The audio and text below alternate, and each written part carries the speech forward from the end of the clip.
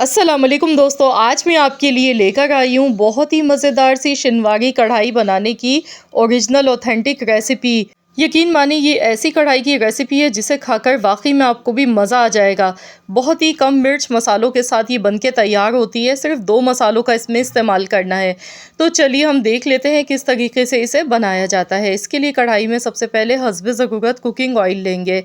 अब इसमें 1 किलो यहाँ मैंने चिकन लिए, तो यहाँ पर चिकन इसमें ऐड कर देंगे। चिकन डालने के बाद इसे अच्छी तरह से फ्राई करना है। तो यहाँ पर चिकन को हाई फ्लेम पर खूब अच्छी तरह से फ्राई किया जाता है। तो इसमें ऑयल का इस्तेमाल थोड़ा-सा ज़्यादा किया जाता है क्योंकि इसमें चिकन को अच्छी तरह से बोटियों को फ्राई करना होता है। रेस्टोरेंट वाले हमेशा खूब सारा ऑयल लेते हैं, चिकन को खुले तेल में अच्छी तरह से फ्राई करते हैं। इतना फ्राई करते हैं जब तक कि चिकन का जो कलर है ना वो गुलाबी नहीं हो जाता है। तो यहाँ पर हम घर में बना रहे हैं तो इसलिए मैंने इसमें हस्बे ज़रूरत थोड़ा बहुत ही ऑयल डाला है। अब इसमें 1 चम्मच नमक का और 2 चम्मच पिसा हुआ लहसुन का पेस्ट शामिल कर दिया है। तो यहाँ पर जो है ना लहसुन का जो पेस्ट है ये भी फ्रेश ही आपने लेना है पीस के।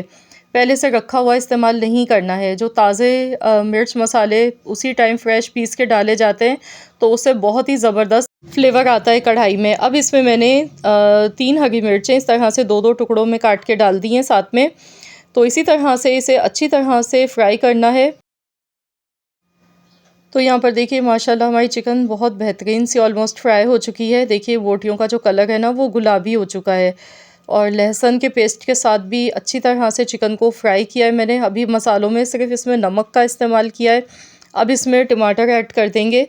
तो यहाँ पर मैंने 1 किलो ही टमाटर लिए हैं। 1 किलो हमारे पास चिकन थी, 1 किलो ही इसमें टमाटर लिए हैं क्योंकि इस कढ़ाई में प्याज का इस्तेमाल बिल्कुल भी नहीं किया जाता है। टमाटरों से ही इसकी ग्रेवी थोड़ी बहुत बन के तैयार होती है। तो इस तरीके से 2-2 टुकड़ों में काट कर टमाटर इसमें शामिल कर दिए। अब इसे मिक्स करने के बाद अब हम इसको कवर कर देंगे, ढक्कन लगा देंगे ताकि टमाटर सॉफ्ट हो जाए। तो यहाँ पर इसे 10 मिनट के लिए पकाएंगे। 10 से 15 मिनट इसे पका लेते हैं, फिर आपको दिखाती हूँ। तो यहाँ देख लेते हैं टमाटर देखिए सॉफ्ट होने लग गए हैं, छिलके अलग हो गए हैं टमाटर की जो स्किन है। तो इतना ही इसे पकाना होता है कि इसकी जो स्किन है ना ये अलहदा हो जाए। तो यहाँ देखिए चम्मच की मदद से चेक करेंगे तो ये देखिए इसके जो छिलके हैं ना ये अलहदा हो गए हैं आसानी से। तो यहाँ पर पहले इस तरह से चम्मच से थोड़ा-सा इन्हें मैश करेंगे, बाद में फिर हम इसके जो स्किन है इसे रिमूव करेंगे। तो यहाँ पर देखिए टमाटर वाक़ई में बहुत अच्छी तरह से सॉफ्ट हो चुके हैं। तो पहले चम्मच से इस तरह से मैं इनको थोड़ा-थोड़ा सा इस तरह से तोड़ लूँगी, फिर उसके बाद फिर हम इसकी स्किन को निकालेंगे। तो मिनटों में ये बन जाती है कढ़ाई। से बनाने में एक तो मेहनत नहीं लगती, ना बहुत सारे मिर्च मसालों का इस्तेमाल किया जाता है। बहुत लाइट सी मसालों के साथ ये बन के तैयार होती है और जायका कोई इतना गज़ब का लाजवाब होता है कि आप जब इसे बनाकर खाएँगे ना तो मुझे पूरी उम्मीद है कि इंशाअल्लाह ताला आप मुझे कमेंट करने पर मजबूर हो जाएँगे, फ़ीडबैक ज़रूर देंगे। तो यहाँ पर देखिए इसकी जो स्किन है ना इसे मैं हटा गई हूँ इस तरीके से। इसमें से निकाल लेंगे, ये देखिए आसानी से ये निकल गए। तो ये सब इसमें से रिमूव कर देंगे और फिर इसकी अच्छी तरह से भुनाई करेंगे। तो यहाँ पर अब इसकी अच्छी तरह से भुनाई कर लेनी है। तो यहाँ मैं इसे अच्छी तरह से भूनती जा रही हूँ, टमाटरों को भी अच्छी तरह से मैश कर लेंगे इस तरह से चम्मच की मदद से।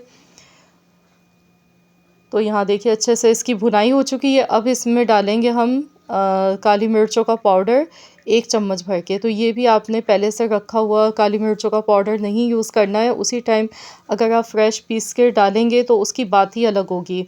तो 1 चम्मच भर के ये इसमें ऐड कर दिया। बस अब इसे अच्छी तरह से मिला लेंगे।